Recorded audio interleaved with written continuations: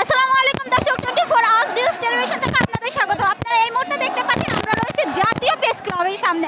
আর আপনারা দেখতেই পাচ্ছেন নোয়াখালী বিভাগের সর্বস্তরের মানুষ এই জাতীয় প্রেস ক্লাবের সামনে তাদের যে দাবি ছিল সেই দাবি নিয়ে জাতীয় প্রেস ক্লাবের সামনে আগমন হয়েছে।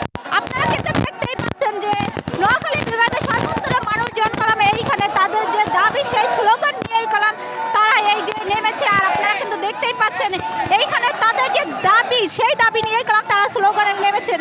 স্লোগানে তাদের যে দাবি সেই দাবির কথা উল্লেখ করে ধরছে এইখানে নোয়াখালীর মানুষের। আর আপনারা দেখতেই পাচ্ছেন যে তাদের যে দাবি সেই দাবি নিয়ে স্লোগানে এই যে জাতীয় প্রেস ক্লাবের সামনে তাদের দাবিগুলো উঠিয়ে ধরছে স্লোগানের মাধ্যমে।